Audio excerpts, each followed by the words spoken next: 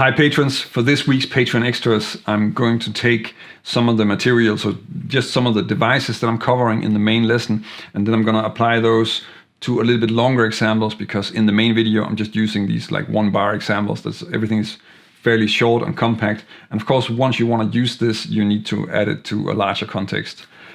So just to keep that really simple, and also just to help you get started trying to work with this, then I'm going to go over some 2-5-1 licks, just really basic 2-5-1 licks, but using these techniques. And I think especially the octave displacement technique is the one that needs the most highlighting, because well, it's the most impressive one, it's the most flashy one, I think, melodically, and also just in that way the most interesting one. The other ones are really important, but are probably also hopefully easier to use. I don't know, you can let me know in the comments also about this actually.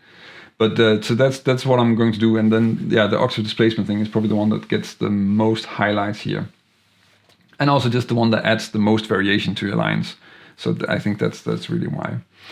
So that's really what I'm going to do with this. And I think if you want to work on this, then I mean you need to get started writing your own lines. In the beginning, it can be really useful to actually write them down, and that's mostly just because if you want to train it so that when you start composing lines and working like that, then you want to hear where things are in the bar, and you want to also hear how many notes you're playing, so that you're not composing 8-note lines, but you have 10 8-note lines in the bar. That's like a common thing that can go wrong in the beginning. So therefore, if you're really writing down, you're just checking some basic things there and getting used to that.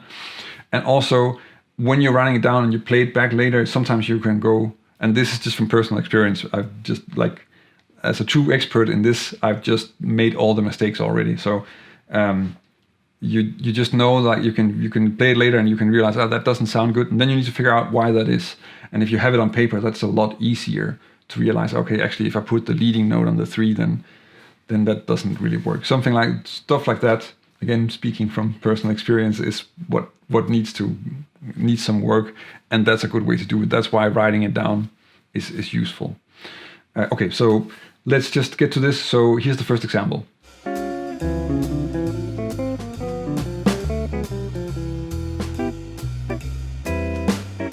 So with most of these examples, what you need to recognize is that essentially what I'm playing is just the chord. So the biggest part of what is being used is just going to be the arpeggio, or an arpeggio that's very closely related to the chord that I'm playing. And then I'm not just playing the arpeggio, I'm doing stuff with the notes within the arpeggio, and it's that flexibility you want to practice, and that's what you want to have in your playing. So what we have here in the first D minor 7 is first just chromaticism, which is just this enclosure. So, and then if I take away the E on the 2 and, then I'm just playing a D minor 7 arpeggio, but I'm actually adding this E in there. So, but it is just a D minor 7 arpeggio. Then a leading note to take me to the G, which is this A sharp taking me into B, so really nailing the sound of the G7 by playing the 3rd on beat 1. And here we get another arpeggio, but now it's an octave displacement idea, because I'm skipping from the B down to the D and playing the rest of the arpeggio. And then going up to the last part here is not really related to an arpeggio, that's just a scale one essentially with a chromatic leading note. So going up to the A leading note, and then the G, F, and then ending on the 3rd of C major, the E.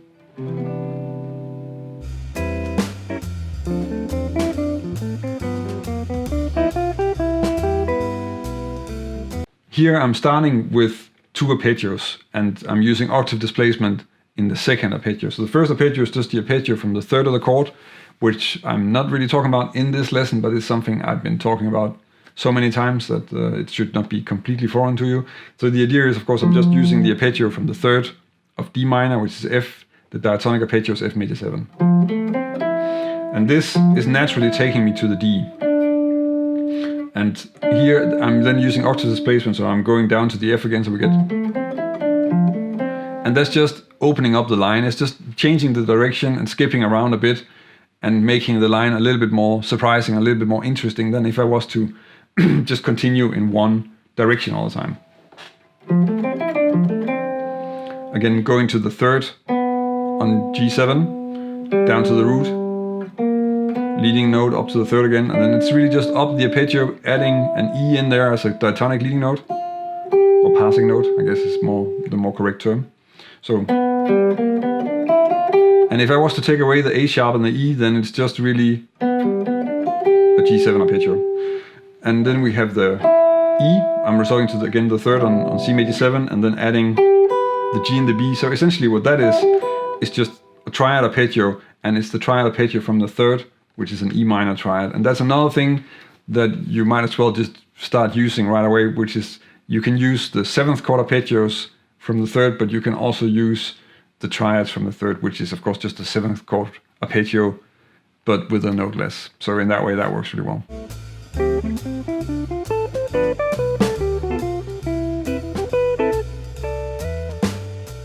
This example is using first an A minor 7 arpeggio, and here again using octave displacement. So instead of playing A, C, E, G, I'm starting on the G and then skipping down to the A.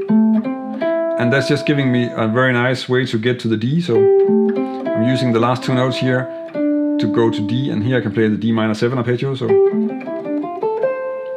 and it's also, again, the effect here is just that I'm using the octave displacement part to just introduce some more movement and a little bit less just like thinking in terms of the lines are not just, even we're calling them lines, but they're not just predictable up and down.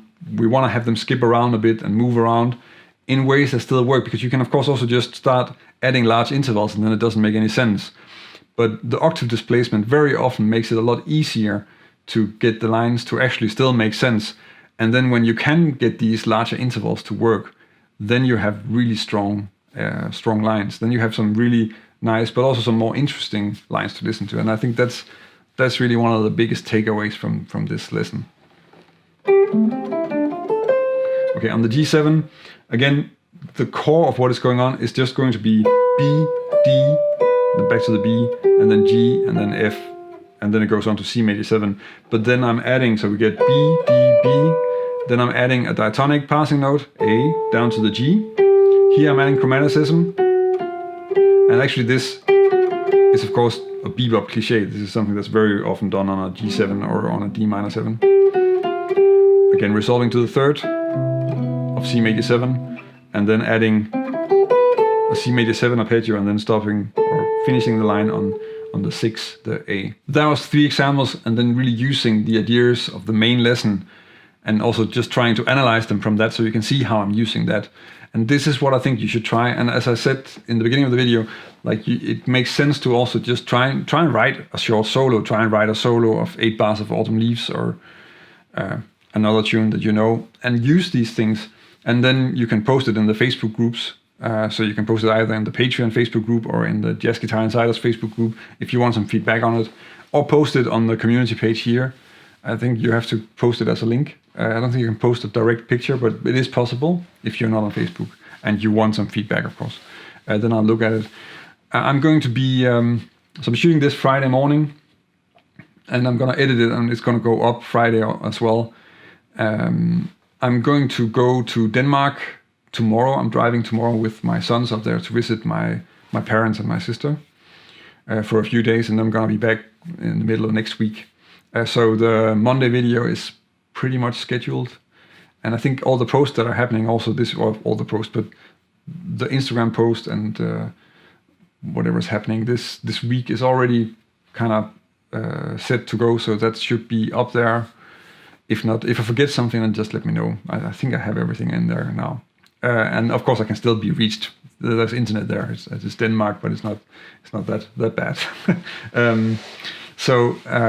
So if you have any questions, then don't be afraid to ask something. But I'm gonna be a little bit less close to internet. I think I'm just gonna take a few days off also. But I have some stuff happening, and there's some video on Monday, of course, and that's just gonna go up.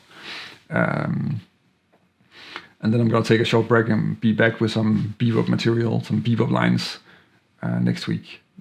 With actually kind of taking some of these ideas, but then really focusing on a little bit more complicated bebop stuff. But if you look at it from this perspective, then it might actually be quite useful. I didn't think about that when I made it, but that actually could could be very useful. Maybe that's something to take up in the Patreon extras as well, of course. But we'll see that next week. And then tonight I'm going to see Gilad Hexelman Trio play live, which is last time was mind-blowing, so I'm hoping that's going to be great as well. So I hope you have a nice weekend, and I'll catch you guys in a few days.